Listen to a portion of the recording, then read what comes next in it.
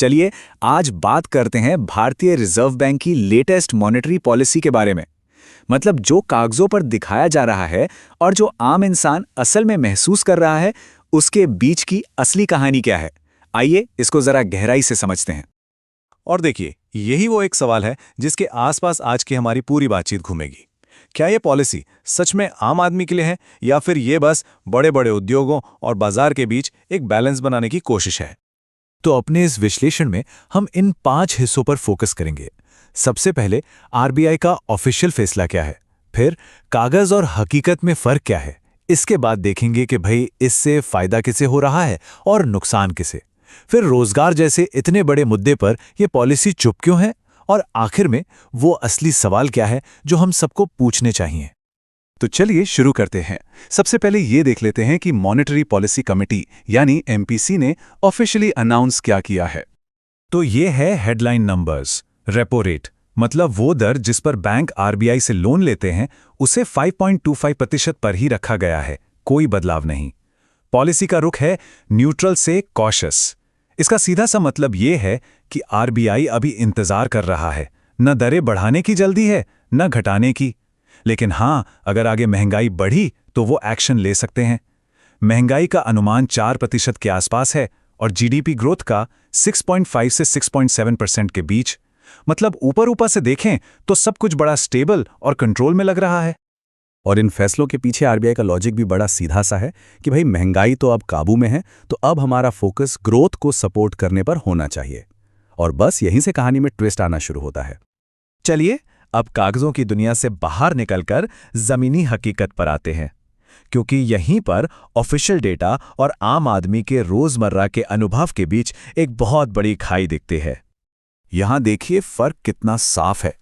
एक तरफ आरबीआई कह रहा है कि महंगाई 4% है और दूसरी तरफ है हम सबका सच।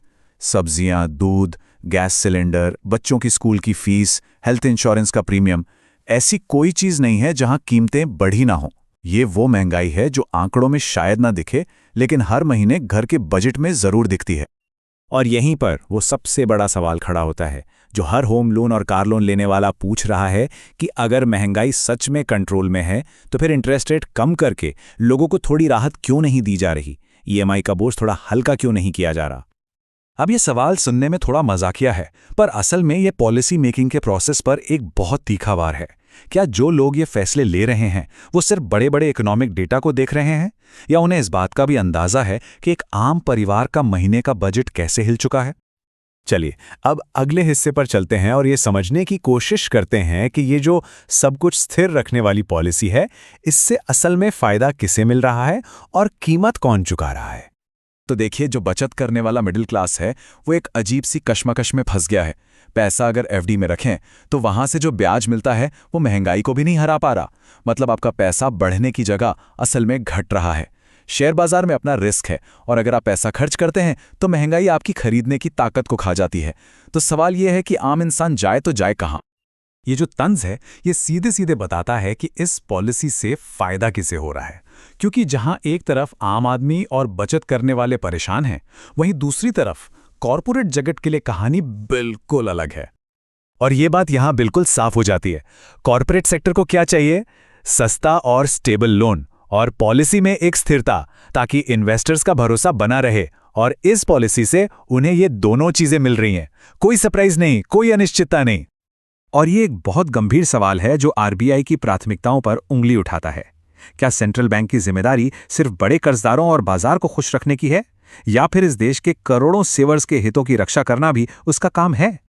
अब आते हैं उस मुद्दे पर जिस पर इस पूरी पॉलिसी अनाउंसमेंट में एक अजीब सी खामोशी है, और वो मुद्दा है रोजगार। आप सोचिए, इतना बड़ा पॉलिसी डॉक्यूमेंट आता है और उसमें एमएसएमईज यानी छोटे उद्योगों को सपोर्ट करने या नई नौकरियां बनाने के लिए कोई भी ठोस, नया और बड़ा प्लान नहीं है। ये वाकई में चौंकाने वाली बात है। और बात घूम फिर कर यहीं आ जाती है। आप बड़े बड़े आर्थिक आंकड़ों की स्थिरता की बात तो कर सकते हैं, लेकिन अगर देश का नौजवान बेरोजगार है तो उसके लिए इन आंकड़ों का क्या मतलब? क्या सिर्फ स्टेबिलिटी से किसी का घर चल सकता है? तो इस पूरी बातचीत के बाद हम अब आते हैं सबसे जरूरी हिस्से पर। वो असली सवाल कौन से हैं जो जनता और मीडिया को पूछने चाहिए? पहला और सबसे सीधा सवाल, अगर आपके आंकड़े कह रहे हैं कि सब कंट्रोल में है, तो उसका फायदा आम आदमी की ईएमआई में क्यों नहीं दिख रहा? दूसरा सवाल, क्या पॉलिसी बनाने वालों को अपने डेटा को दोबारा देखने की जरूरत है ताकि वो किचन और बाजार की असली महंगाई को अपने हिसाब किताब में शामिल कर सकें? तीसरा, उस विशाल मिडिल क्लास का क्या, जिसकी बचत की वैल्यू हर दिन कम हो रही है? उनके पैसे को सुरक्षित रखने के लिए क्या कोई प्लान है?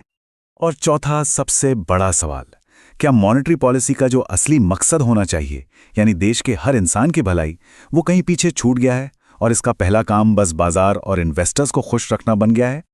तो कुल मिलाकर आरबीआई की ये पॉलिसी एक सेफ गेम है। ये बाजार में कोई बड़ी उथल-पुथल नहीं होने देती, किसी बड़े खिलाड़ी को नाराज नहीं करती, लेकिन साथ ही ये उस आम इंसान को भी कोई ठोस राहत नहीं देती जिसे इसकी सबसे ज्यादा जरूरत थी। और हम आपको इसी सोच के साथ छोड़े जाते हैं कि जब मुश्किल वक्त हो तो एक्शन ना लेना, वो भी एक एक्शन ही होता है। और जब देश की बहुत बड़ी आबादी राहत की उम्मीद कर रही हो, तो इस तरह न्यूट्रल रहने पर सवाल तो उठेंगे ही।